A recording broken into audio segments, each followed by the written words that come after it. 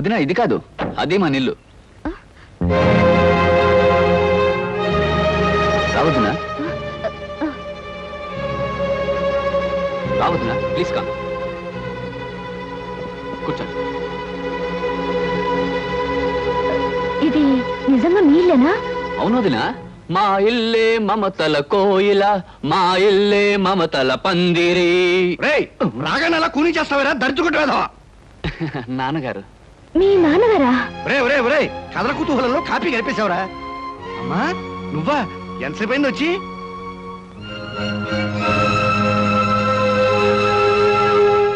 వీడు కథల కుతూహలం కూడా తెలియని అజ్ఞానమ్మా. నాన్న, కథల కుతూహలం చెండ ప్రచండం అని రాగాల పేర్లు చెప్పడం తప్ప అసలు నీకు పాఠం ఏం తెలుసు? బాత్రూమ్ లో మూలవడం తప్ప. అదేంటి, మీ నాన్నగారు విదేశాల్లో ప్రోగ్రాంలు ఇచ్చే సింగర్ కదా? సింగర్నే మరి. ఎక్కడ విదేశాల్లోనా? వీధి చివరి ప్రోగ్రామ్ ఇస్తే సందాలు వేసుకుని గొంతుకులోంచి స్వరపేటికి తీసేస్తామని వీధిలో వాళ్ళందరూ వార్నింగ్ ఇచ్చేళ్లారు. వీడేనమ్మా ఈ ఇంట్లో నాకు మొదటి శత్రువు. వదినా వదినా, నీకు తెలియదేమో, మొన్న కిటికీ దగ్గర నించుని పాడుతుంటే పిల్లలు రాళ్ళించుకొట్టేరి. దరిద్ర పేదవా, అర్థమైన హీరోల పోస్టర్లు అంటించి వాటి మీద ప్రాణముద్దలు కొట్టుకుంటూ బతికే నీ బతుకు నా బతుకు మంచిదేరా. మామ మీద కొట్టానంటే కేదార్గౌడ్ రాగంలో కెవ్వుమని ఎడుస్తావు. 5వ క్లాస్ పేదవా. అదేంటి, మీ చిన్నబ్బాయి ఐఏఎస్ పాస్ అయ్యి? ఐఏఎస్ వీడి బోందా. 5వ ఫారం 6 సార్లు తప్పాడు. 6వ ఫారంలో జాయిన్ చేస్తే స్కూల్లోంచి పారిపోయాడు. తొమ్మలగుండి వేస్తాం. మూతి మీద కొట్టానంటే మధ్యమావతి రాగంలో ఏడుస్తావు. ఏమండి మీ గొడవ? వాడిని ఎప్పుడు ఏడిపించు తింటారు. అరే కోళ్ళు వచ్చేసింది. అదేమిటమ్మా చెప్పా చేయకుండా వచ్చావు? అమ్మా వదిన నేనే తీసుకొచ్చానమ్మా. అదేమిటండి మీరు ఇంటి పనులు చేస్తున్నారు? మీరు సొసైటీ లేడీ అని. ఈవిడ లేడీ కాదు, దుప్పి కాదమ్మా, నా పెళ్ళం. అది కాదండి, ఈవిడ పబ్లిక్ సర్వీస్ చేస్తారని. పబ్లిక్ సర్వీస్ లేదు, నా బొందా లేదు. ప్రైవేట్ గా అంట్లు తవ్వుకుంటూ ఉంటుంది, మా అందరికి వంట చేసి పెడుతుంది, అప్పుడప్పుడు ఇలా పొడుస్తుంది. పులిహార సేమ్యా ఉప్ప చాలా అద్భుతంగా చేస్తుంది. నువ్వు దగ్గర కూర్చొని చేయించు మరి. మీ మామగారు మాటలకేం లేమ్మా, ఆయన అలాగే మాట్లాడతారు. నిన్ను చూస్తే మాత్రం నాకు చాలా గర్వంగాను ఆనందంగాను ఉందమ్మా. గొప్పింటి బిడ్డవై ఉండి ఆస్తి అంతస్తు అనుకుండా మీ నాన్నగారి దగ్గరే సేల్స్ మెన్ గా పనిచేస్తున్న మా అబ్బాయిని పెళ్లి చేసుకోవడం నిజంగా గొప్ప విషయం అమ్మా. ఏమిటి, కృష్ణ మా నాన్నగారి దగ్గర పనిచేస్తే సేల్స్ మెనా? అవునమ్మా, నీకు తెలుసుగా. ఏమే, పెళ్ళైన భర్తను పట్టుకుని సేల్స్ మెన్, నౌకరు, చౌకీదార్ అంటూ ఉంటే కోడలు మనసు బాధపడదు? పెళ్లి చేసేసుకుంది కదా, ఏ ప్రొపరేటర్ అయిపోతాడు. నువ్వు వెళ్ళి మన కోడలకి, స్నేహితులకి, వాళ్ళందరికీ కాఫీ టిఫిన్ చేసేసరా. మీరంతా కూర్చోండి అమ్మా. ఇది కడుకురా. ఉల్లిపాయలు తరిగిస్తాను, కూర్చోండమ్మా. పెద్ద కోటీశ్వరుడు చెప్పింది ఏమైంది? స్వయంవరం ప్రకటించి మరీ సెలెక్ట్ చేసుకుంది. విదేశాలు, విమాన ప్రయాణాలు అంది. ఇంతటి సంబంధానికి పేపర్ ప్రకటన ఒకటి.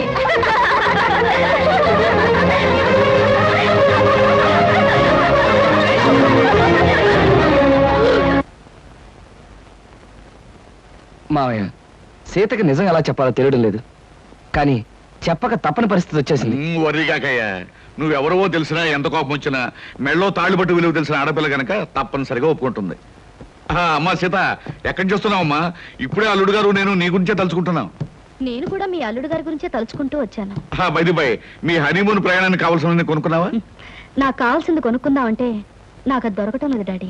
ఇట్స్ ఆల్ రైట్, వెళ్ళేది ఢిల్లీ కదా, కావాల్సినవన్నీ అక్కడే కొనుక్కోవచ్చు. అవును, మనకు కావాల్సినవన్నీ అక్కడే కొనుక్కోవచ్చు సీత, యు డోంట్ వరీ. మాకు ఢిల్లీ టికెట్స్ ఎంత కొన్నారు డాడీ? 1500 చిల్లరైందమ్మా. అంటే మన ఆఫీస్ లో ఒక సేల్స్ మెన్ జీతం అంతే కదండి? అంతే అయి ఉంటుంది. I don't know what uncle, మీ సేల్స్ మెన్ కి ఎంత ఇస్తారో ఆయన అడగడం దేనికి? పుచ్చుకునేది మీరేగా. Sita, what are you talking? Shut up. అబద్ధాలు కట్టుకథలు చెప్పి నన్ను మోసం చేస్తావా? మా నాన్నగారి దగ్గర జీతం డబ్బుల కోసం పనిచేసేవాడివి నా దగ్గర మల్టీ మిలియనర్ల వద్ద చెప్తావా? ఎందుకో పనికిరాని నీ కుటుంబ సభ్యుల్ని, గ్రేట్ పీపుల్ అని నాకు పరిచయం చేస్తావా? నా మెళ్ళలో తాళిబొట్టుకి మోసం, అబద్ధం, కుట్రని 3 ముళ్ళు వేసి నా బ్రతుకుని అన్యాయం చేస్తావా? అమ్మా సీత, ఆవేశపడ. ఈ పెళ్లి జరగడానికి కారణం అతను కాదమ్మా, నేను. డాడీ. అవునమ్మా, అతని అబద్ధాలను బలపరిచి నేను నమ్మేటి చేసి ఈ పెళ్లి జరిపించింది నేనమ్మా. డాడీ, ఈ పని నువ్వు చేసావా? ఒక మగవాడు పెళ్లి కాని ఆడపిల్ల ఆస్తి చూసి, అందం చూసి అబద్ధాలతో మోసం చేశాడంటే దానికి అర్థం ఉంది. కానీ ఒక కన్న తండ్రి సొంత కూతుర్ని పరాయి మగాడితో నాటకవాడి పెళ్లి జరిపించాడంటే బహుశా లోకం ఇదే మొదటిసారనుకుంటాను. పసితనం నుంచి అమ్మలే నన్ను పెంచి పెద్ద చేసి అడిగింది కాదనక, కోరింది లేదనక నన్ను ఇంతదాన్ని చేశావు. ఇప్పుడు ఆయనతో కలిసి నాటకవాడి నన్ను ఎందుకు మోసం చేశావు? ఎందుకు మోసం చేశావు డాడీ? మంచి ప్రశ్న వేశావమ్మా. చాలా మంచి ప్రశ్న వేశావు. కానీ ఈ ప్రశ్న అడిగే ముందు జరిగిన విషయాలు ఏమిటో ఒక్కసారి గుర్తు తెచ్చుకో. ఒక ఆడపిల్లకు ఉండవలసిన మర్యాద సాంప్రదాయం మర్చిపోయి పేపర్లో మొగుడు కోసం ప్రకటనలు వేయించింది నువ్వు. ఆ ప్రకటనలు చూసి వచ్చిన కృష్ణను సెలెక్ట్ చేసుకుంది నువ్వు. అతన్ని మనసారా ప్రేమించి ఇంటికి తీసుకొచ్చి నాకు పరిచయం చేసింది నువ్వు. ఇందులో నా తప్పుందా?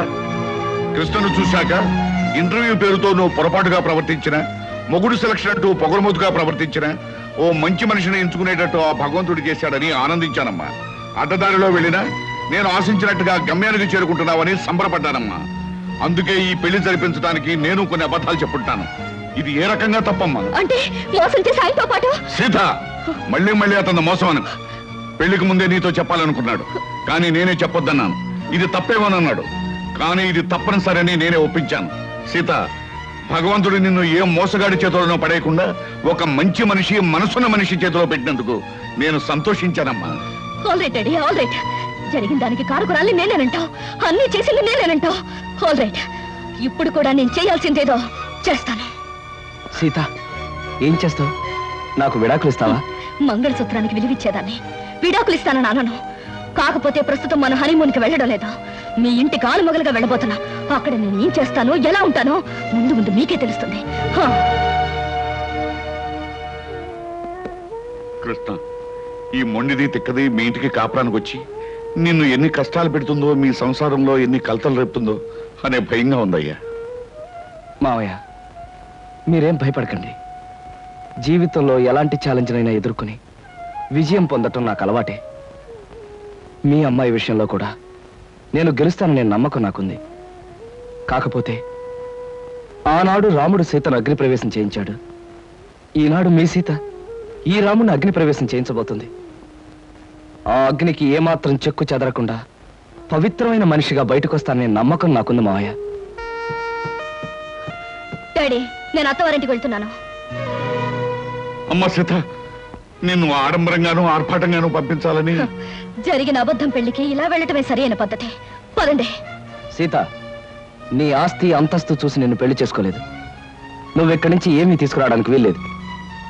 కట్టుకున్న చీరతోనూ, నేను కట్టిన తాళితోనూ, కట్టుకున్న మొగుడుతోనూ నువ్వు నీ పుట్టింటి నుంచి బయలుదేరి రావాలి. That's all. కమాన్.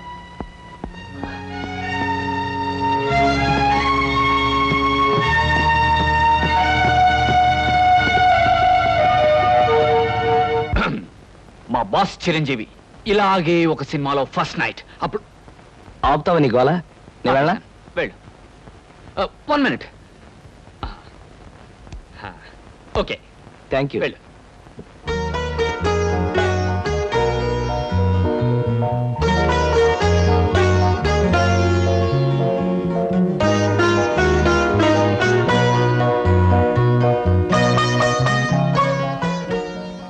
సీత, మగాడికైనా ఆడదానికైనా జీవితంలో ఈ తొలి రాత్రి అనేది ఓ మరపురాని మధురమైన అనుభవం అంటారు. ఈ అనుభవంతో మనుషుల్లో ఆత్మీయతలు పెరుగుతాయి. ఒకరినొకరు పూర్తిగా అర్థం చేసుకోవడం జరుగుతుంది. సీత, నేను నీకు ఎన్నో అబద్ధాలు చెప్పుండొచ్చు, కానీ ఒక్కటి మాత్రం నిజం. నేను మనస్ఫూర్తిగా మనసారా నిన్ను మొదటిసారి చూసినప్పుడే ప్రేమించాను. I love you Sita, I love you. కాదండి, మీరు నన్ను ముట్టుకోవడానికి వీల్లేదు. సీత, అవును, తాళి కట్టారు గనక లోకం ముందు మీకు భారీగా తల ఉంచే ఉంటాను. కానీ నా మనసును మోసం చేశారు గనక నేనెన్నటికీ మీకు దగ్గర కాలేను. సీత, ఏమిటి అర్థం లేకుండా? అవును, లోకం దృష్టిలోనూ అందరి దృష్టిలోనూ మనం భార్యాభర్తలుగా ఉంటాం. కానీ శారీరకంగానూ మానసికంగానూ ఒకరికొకరు దూరంగానే ఉంటాం. అంటే ఇది నువ్వు నాకు విధించే శిక్ష? అవును, నన్ను మోసం చేసినందుకు, అబద్ధాలతో నన్ను పెళ్లి చేసుకున్నందుకు మీరు శిక్ష అనుభవించి తీరాలి. ఆల్ రైట్ సీత, నేను నిన్ను ప్రేమించి పెళ్లి చేసుకుంది పవిత్రమైన భావంతోనే తప్ప కామంతో కోరిక తీర్చుకోవడానికి కాదు. నా మీద మనసు లేని నిన్ను ఎన్నటికీ తాకను. ఏదో ఒక రోజున నన్ను అర్థం చేసుకుని నువ్వు నా దగ్గరికి రావాలే తప్ప నేను మాత్రం నీ దగ్గరికి రాను. అంతవరకు లోకం దృష్టిలో మాత్రమే నీకు భర్తగా ఉంటాను. Good night. శంకరం, శంకరం,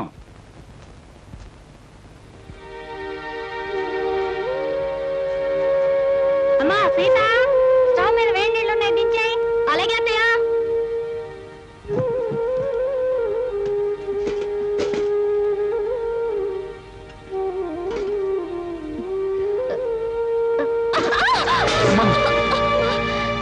ఏమిటమ్మా సీత, చేతులు కలియా? లేదు నాన్న, నా కర్మ ఇలా కాలింది. అవే మాటలమ్మా. అయినా కోటీశ్వరుడి కూతురివి, నీకు ఈ వంట పని అంట్ల పని ఏమిటమ్మా? పుట్టి బుద్ధి ఎరిగాక నువ్వెప్పుడైనా వంటగదిలోకి అడుగు పెట్టావమ్మా? అలాంటి నన్ను కష్టాల్లోకి బాధల్లోకి అడుగు పెట్టాలనేగా మీరు అబద్ధాలు చెప్పి నాకే పెళ్లి చేసింది. అమ్మా సీత, నాన్న, చేతి మీద పడిన వేడి నీళ్లకు నా కన్నీళ్లే వస్తాయి. కానీ నా కన్నీటి చుక్కలు చూసిన మీకు బాధతో గుండె కోతపడి నెత్తుటి చుక్కలు వస్తాయని నాకు తెలుసు. నేను కోరుకునేది అదే. అమ్మా సీత, ఓ మంచి మనిషితో నీ పెళ్లి జరగాలని నేను తాపత్రయపడ్డానే తప్ప నువ్వో పని మనిషిలాగా అలవాటు లేని అడ్డమైన పనులు చేయాలని నేను కోరుకోలేదమ్మా. 2000 జీతంతో అరడజన మంది ఉన్న కుటుంబాన్ని పోషించే ఒక మధ్యతరగతి మనిషి ఇల్లాలు అన్ని పనులు చేసే తీరాలన్నా. ఇది నువ్వు కన్నబిడ్డకు చేసిన మహోపకారం. పార్వతి, పవిత్రమైన కళ్యాణి రాగం లాంటి వార్త తీసుకొచ్చానే. ఎక్కడ అరే బావగారా, ఎంతసేపు అయింది వచ్చి? ఇదేమిటి ఇక్కడ నిలబడ్డారు? రండి కూర్చుందాం. రండి రండి కూర్చోండి. నమస్కారం అండి. నమస్కారం. బావగారు పళ్ళు తీసుకొచ్చారు.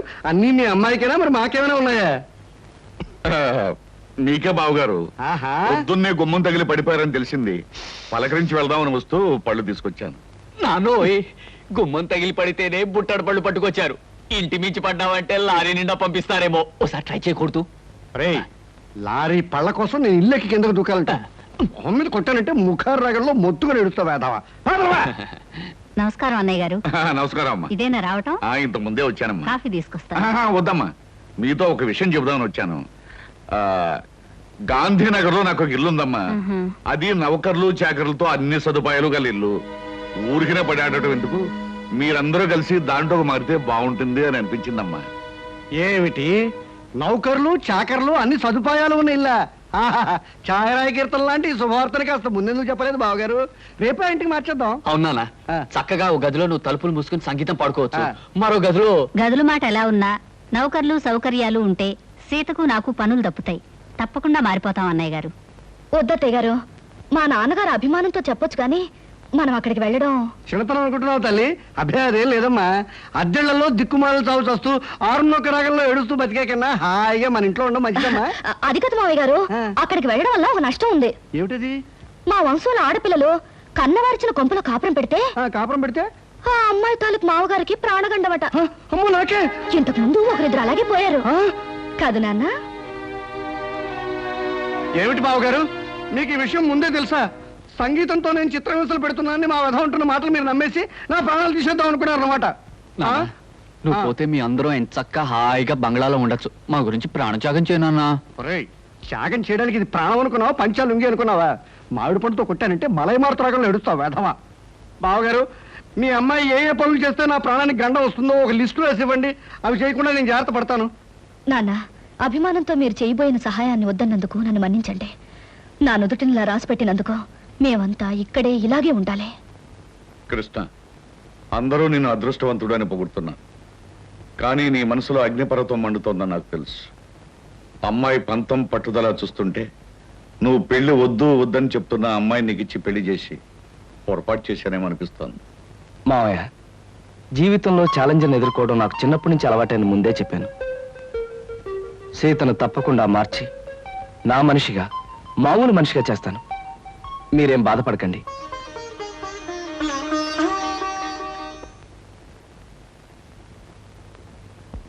ఏమండి, ఇవాళ మన హౌస్ ఓనర్స్ వెడ్డింగ్ డే అట. సాయంకాలం పార్టీకి పిలిచారు. పెళ్లి రోజులు అనేవి ప్రతి జంటకి వస్తుంటాయి. కాకపోతే కొంతమందికి సంతోషమైన రోజు, మరి కొంతమందికి విచారమైన రోజు. సాయంత్రం పార్టీకి వెళ్ళినప్పుడు వాళ్ళకి బహుమతి ఇవ్వాలి. ఈ 500 తీసుకెళ్ళి ఏదైనా కొనుక్కురండి. ఈ నెల ఇంటి ఖర్చులో ఇదొక ఎక్స్ట్రా అన్నమాట. అయినా ఈ మన్మధరావు వెడ్డింగ్ డే చేసుకోకపోతే దేశానికి ఏమైనా నష్టమా? సవ్యంగా పెళ్లి చేసుకున్న వాళ్ళకి వెడ్డింగ్ డే అనేది ఓ పండుగ లాంటిది. 4 గంటలకల్లా పార్టీకి వెళ్ళాలి. ఏదో ఒకటి తీసుకురండి.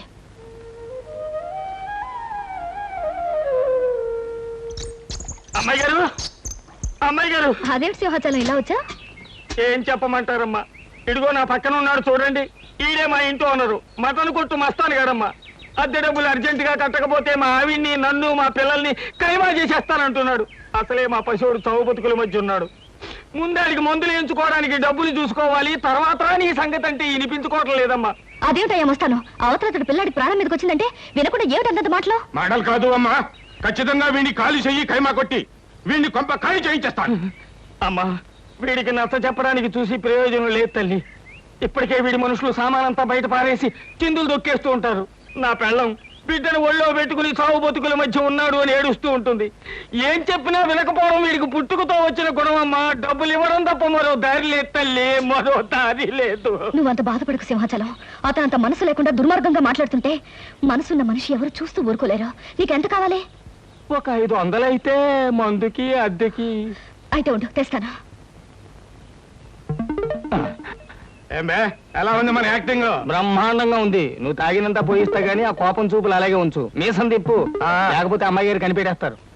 అచ్చా, ఇదిగో సింహాచలం 500. ఇతనికి ఇవ్వాల్సింది ఇచ్చి మీ అబ్బాయికి వైద్యం చేయించు. అమ్మా, వయసులో చిన్నదానివైనా నీ కాళ్ళకి దండం పెడతాను. పదరా దరిద్రుడా, లెక్క చూసి నీ డబ్బు నీ మొహాన్ని కొడతాను. వస్తానమ్మా. బాబు, అసలే పసివాడికి ఒళ్ళు బాగుండగా ఏడుతున్నాను. ఇప్పుడు అద్దె పేరు చెప్పి సామాన్లన్నీ బయట పారేసి అన్యాయం అయిపోతాను బాబు. నోరు మీవే. నాకు అద్దె డబ్బులు ఎగ్గొట్టి మీ ఆయన సొమ్ములన్నీ సీసాలు తగలేస్తుంటే నేను నోరు మూసుకుంటావాలా? ఈ ఒక్కరోజు గడివే ఉండి బాబు, రేపు మీ డబ్బులు మీకు ఇచ్చేస్తాను. అదేం కుదరదు, ఇప్పుడే ఇచ్చి తీరాలి. కృష్ణ బాబు, ఏమిటి మంగమ్మ, ఏం జరిగింది? 3 నెలలు అద్దె బకాయి పడిందని ఇంట్లో సామానంతా ఈదులో పడేస్తానండి పెద్ద మనిషి. 3 రోజులుగా బిడ్డ ఒళ్ళు అగ్గిలా కాలిపోతున్నా, ఆసుపత్రికి తీసుకెళ్ళడానికి కూడా డబ్బులు లేక బాధపడుతున్న దాన్ని. ఇప్పుడు ఈ అద్దె డబ్బులు ఎక్కడి నుంచి తెచ్చేయగలను బాబు? అవును, సింహాచలం ఏమయ్యాడు? వాడే సవ్యంగా ఉంటే మాకు ఇట్టండి కట్టాలి ఎందుకు వస్తాయి బాబు? కృష్ణ బాబు, నా కాపురాన్ని మీరే నిలబెట్టాలి. నా బిడ్డ ప్రాణం మీరే కాపాడాలి బాబు, మీరే కాపాడాలి. బాబు వెళ్ళు. రండిరా. ఓయ్, ఆ సామానంతా లోపల సర్ది వెళ్ళండి. అలాగే అయ్యా. మంగమ్మ, ఇదిగో డబ్బు. ఇంటి ఖర్చులకి, కుర్రాడి హాస్పిటల్ ఖర్చులకి ఉంచు. మీరు నిజంగా దేవుడు బాబు. మంచి సమయానికి చల్లని మనసుతో వచ్చి మమ్మల్ని కాపాడారు. మీరు 1000 సంవత్సరాలు బతకాలి బాబు. సీత, సీత. ఏమిటండి ఇంత ఆలస్యంగా వచ్చారు? బహుమతి ఏం తీసుకురాలేదా? లేదు సీత, అనుకోకుండా ఓ సంఘటన ఎదురైంది.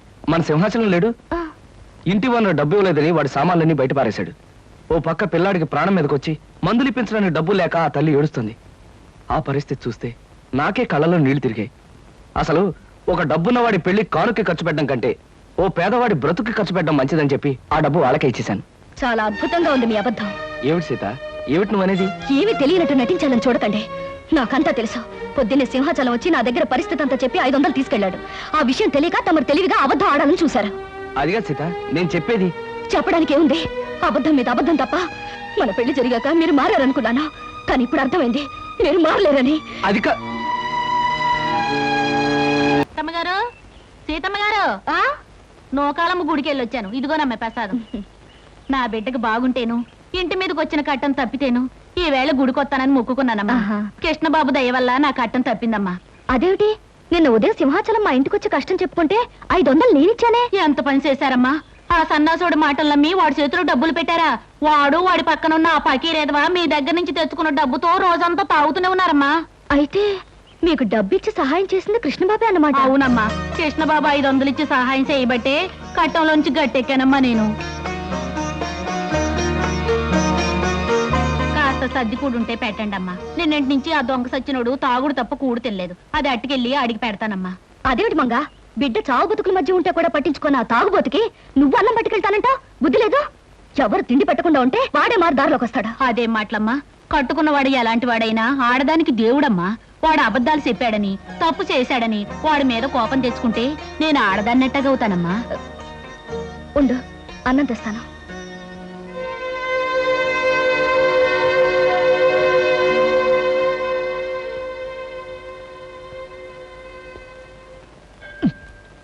తీసుకో Lakshmi.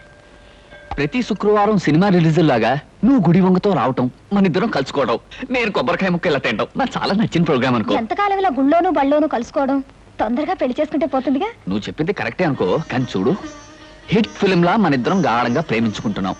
Jack pot super hit లా మన ఇద్దరం పెళ్లి చేసుకుంటాం.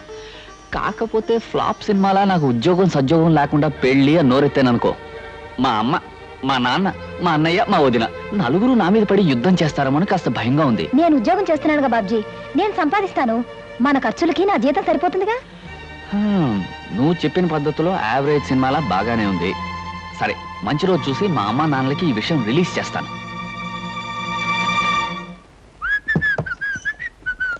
ఏమయ్యా బాబ్జీ, ఆ. ఇలారా. ఏంటొద్దునా? కాస్త కూరలు తరిగి పెట్టు, నాకు వేరే పనుంది. కూరలు తరిగి పెట్టడమా? అవునయ్యా, అవతల నాకు చాలా పనులున్నాయి. నువ్వు ఈ పని చేయి. అది కాదు వదినా, కూర తిని పెట్టమను, తిని పెడతాను. అయినా నేను కూరలు తరగడం ఏంటి? సరే, నువ్వు వెళ్ళి నీ పని చూసుకో, నేను తరిగి పెడతాను. నాకు ఇది అలవాటే.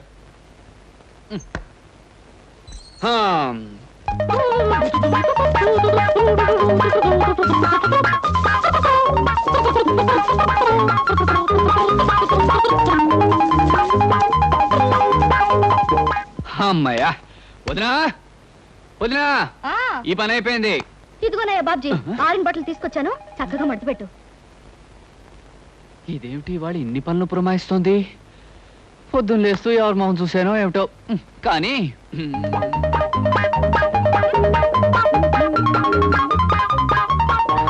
వదినా, ఇదిగో మడత పెట్టేశాను. అమ్మయ్యా. ఉండోయ్యా, 2 బిందెలు నీళ్లు తెచ్చిపెట్టు. అలాగే.